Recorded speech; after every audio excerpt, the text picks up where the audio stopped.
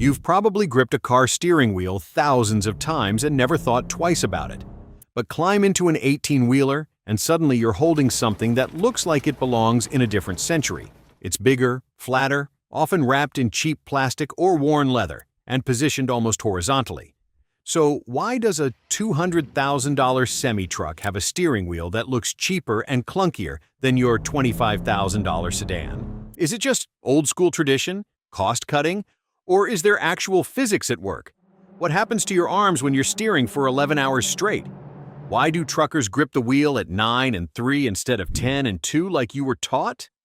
And what does a 1950s tractor have to do with why modern trucks still use this design?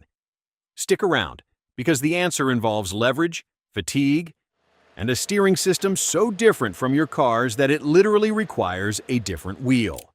Picture this. You're sitting in a car, hands at 10 and 2, steering wheel tilted toward your chest at about 45 degrees.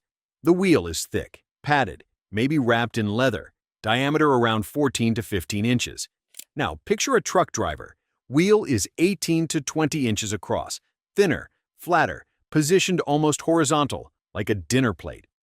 That's not random. It's solving a completely different steering problem. But here's the weird part. It's not about the size of the vehicle. Most people assume truck steering wheels are bigger because bigger vehicle equals bigger wheel. Or they think it's just old-fashioned design that never got updated. You've only ever driven cars with power steering, effortless, one-finger turns. Trucks look old school from the outside. So the steering wheel feels like a relic too. The few times you've seen truck interiors, movies, YouTube, the wheel just looks truckerish. But the truth is, truck steering wheels aren't designed for the truck. They're designed for the driver's body. Specifically, for arms that need to steer for 11 hours a day without going numb. And once you understand the steering system underneath, the wheel design makes perfect sense. Now here's the real reason truck wheels are different. Cars use rack-and-pinion steering, a compact system where turning the wheel directly moves a gear that pushes the wheels left or right. Power steering in cars amplifies your input with hydraulic or electric assist, so you barely need to apply force. Trucks use recirculating ball steering, a much older, slower system with a worm gear and ball bearings. And this system requires more physical input, more turns lock to lock, but it handles the massive forces of steering 80,000 pounds. A bigger wheel diameter equals more leverage, which equals less force needed per turn. That's why truck wheels are 18 to 20 inches. It's a mechanical advantage, like using a longer wrench. But here's the surprise. It's not just about leverage. When you're steering for 11 hours, arm position is everything. Car steering wheels are tilted toward you at 45 degrees because you're only driving 30 to 60 minutes at a time. Truck wheels are nearly horizontal, tilted just 10 to 20 degrees, so your arms rest naturally on top, elbows bent at 90 degrees. This position lets gravity do the work. Your arms just rest on the wheel instead of holding it up. And that's why truckers grip at 9 and 3, not 10 and 2. So, what's the actual difference?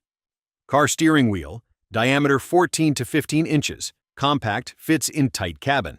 Tilt 45 degrees toward driver, ergonomic for short trips. Thickness padded, thick grip, comfort for occasional use. Turns lock to lock, 2.5 to 3 turns, quick and responsive. System, rack and pinion with power assist, effortless.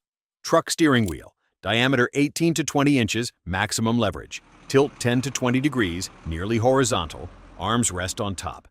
Thickness thinner, often hard plastic or basic leather, less grip fatigue over hours. Turns lock to lock, 5 to 6 turns, slower, more deliberate. System, recirculating ball, manual or hydraulic assist, but still requires force. Car wheel equals quick, responsive, comfortable for short drives. Truck wheel equals slower, requires more input, but sustainable for all-day driving. That's why you can't just swap them. Each is optimized for a completely different use case. So why did trucks stick with this old system when cars moved on? Now here's where it all started. 1950s. America. Trucks are getting bigger, heavier, hauling more weight. Early trucks used the same steering systems as cars, but drivers were exhausted after a few hours. Steering an unloaded truck was hard. Steering a loaded one, 40,000 plus pounds, was brutal. Engineers borrowed recirculating ball steering from tractors and heavy machinery. This system was slower, but could handle massive forces without braking. To compensate for the extra effort, they made the wheel bigger, 18, then 20 inches, and they tilted it horizontal so drivers could rest their arms on top instead of holding them up. By the 1960s and 70s, this became the standard for all heavy trucks.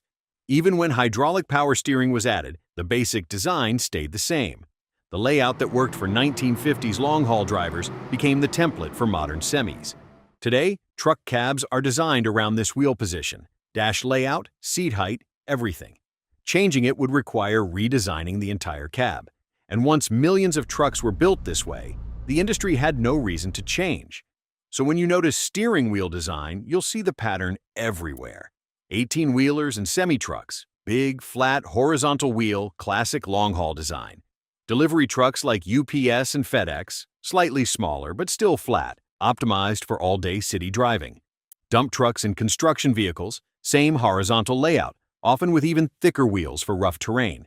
Arch school buses, big flat wheel, positioned for driver comfort over 4 to 6 hour shifts. RVs and motorhomes, truck-style wheel because they're built on truck chassis. Old pickup trucks, pre-2000s, many used recirculating ball steering, so bigger wheels. Modern pickup trucks like the F-150 and Silverado now use car-style rack-and-pinion, so wheels are smaller and tilted like cars. Farm tractors, huge, nearly vertical wheels for maximum leverage with no power steering. Forklifts, small but thick wheels positioned for tight maneuvering in warehouses. Boats, especially older ones, ship wheels are massive for the same leverage reason.